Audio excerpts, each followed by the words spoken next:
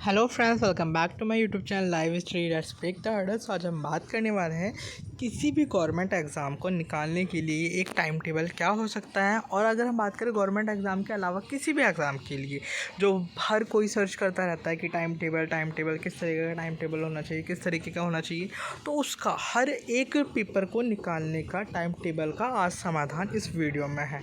आपको अंत तक बने रहना है, एक एक पॉइंट को सुनना, कुछ भी इसके पार्ट नहीं करना। भले आप इसे 2x की स्पीड पर देखो, पर एक एक बात जो मैंने इसमें कही है उसे आपको फॉलो करनी है। और अगर आप इन्हें फॉलो करते हो तो आप श्योर हैं कि आप एक अच्छी चीज़ को अचीव कर पाएंगे जो आप चाहते हैं अचीव करना। हम बात करते हैं कि आखिर टाइम टेबल होता क्या है। ठीक है, तो टाइम टेबल का मीनिंग होता है भाई समयबद्धता। ठीक है, टाइम टेबल एक टेबल हो या मतलब टेबल होता है एक तरीके से एक सूची हो जिसमें हमारा टाइम लिखा हो, इस टाइम से इस टाइम तक हमें ये करना है, इस टाइम से इस टाइम तक हमें ये करना है। अब बात करते हैं हम टाइम टेबल कैसे बना सकते हैं। अब खुद सोचो कि हर एक बंदे का जो टाइम है, उसके पास जो काम करने की चीज़ें हैं, उसकी जो मेंटल पावर है, उसकी हर चीज़ एक बंदे से दूसरे बंदे से डिफ़र करती है। इवन दो अगर हम देखें कि हमारी जो हैबिट्स है, हमारा जो फेस है, हर चीज़ हमारी एक दूसरे से डिफ़र करती है। तो how can you imagine that कि अगर आप किसी और की स्ट्रेटेजी को या टाइम टेबल को फॉलो करेंगे तो आप कुछ कर पाएंगे, क्योंकि आप किसी और के सांचे में खुद को फिट करने की कोशिश कर रहे हैं। फर्स्ट यही मिस्टेक होती है हर बच्चे से कि अगर आपने कोई इंटरव्यू देखा, कुछ भी देखा, XYZ आप किसी भी एग्ज़ाम की तैयारी कर रहे हैं, उसने बोल दिया 16-17 घंटे पढ़ो। अभी भाई उसकी कैपेसिटी होगी 16-17 घंटे की, आपकी नहीं है, तो आप क्या कर लोगे उस चीज़ को। आप क्या करोगे, एक दिन फॉलो करोगे, 2 दिन, दूसरे तीसरे दिन के बाद मिनिमम टू मिनिमम आप, मुझे लगता है 1 हफ़्ता फॉलो कर लेंगे। उसके बाद आपकी हालत ख़राब हो जाएगी या वो इरिटेशन होने लगेगी क्योंकि आप उस टाइम टेबल को कर नहीं पा रहे होंगे। तो बहुत सारी चीज़ें कॉम्प्लिकेशन बढ़ती जाएगी आपके। हफ्ते बाय हफ्ते आप सिर्फ टाइम टेबल बदलते रह जाएंगे। हर दूसरे दिन आपका टाइम टेबल बनेगा, एक पेज निकलेगा, उस पर आपका टाइम टेबल होगा और आफ्टर सम टाइम वो फिर फाड़ दिया जाएगा और एक नया टाइम टेबल आपको वहाँ चिपका हुआ मिलेगा। तो इस चीज़ से निकलो। मैं सच बता रहा हूँ, इस चीज़ को हर एक बच्चे को बोल रहा हूँ कि टाइम टेबल ना अपने हिसाब से एडजस्ट करा करो, दूसरों को सुन के टाइम टेबल मत बनाओ।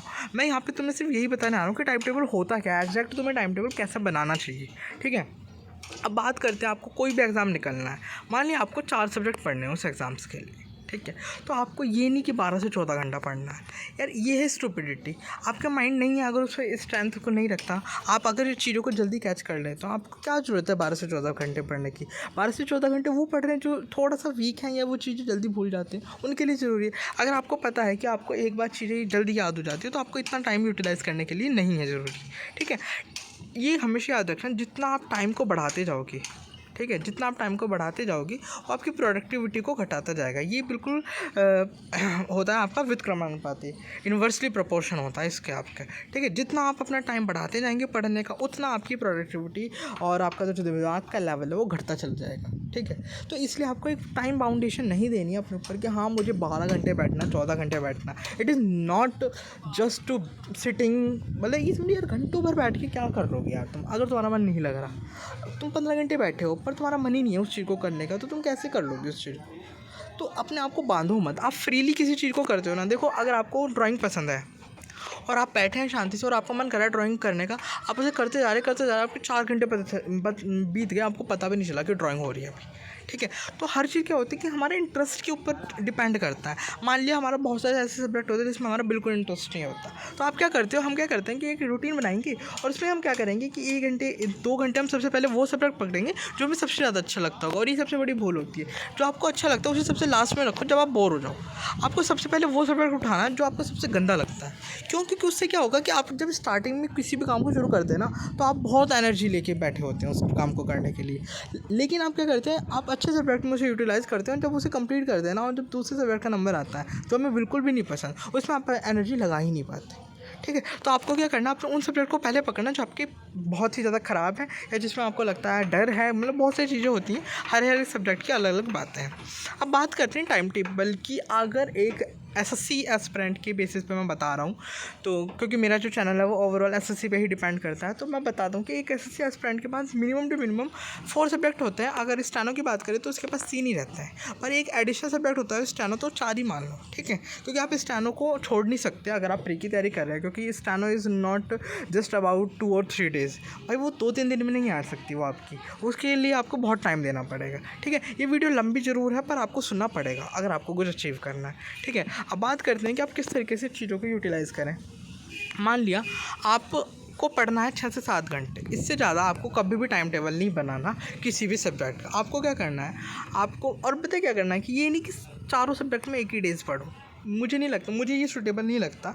अगर आपको लगता है कि चारों सब्जेक्ट एक ही डेज़ में पढ़ने चाहिए तो आप प्लीज़ पढ़ें, मेरी तरफ से कोई ऑब्जेक्शन नहीं है। पर जो मेरा जो सजेशन होता है ना, जैसे मान लो आप ऑलरेडी अगर आपके पास 4 सब्जेक्ट है तो आप 2-2 के क्वार्टर में बाँट लो और उसे 2-2 के वो तोड़ के पढ़ो। जैसे मान लिया एक दिन आपको जीके पढ़ना है और मैथ पढ़ना है, ठीक है? तो आप क्या करें, एक दिन आपको 2 घंटे आपने जीके पढ़ लिया, 2 घंटे आपने मैथ पढ़ लिया, 4 घंटे हो गए।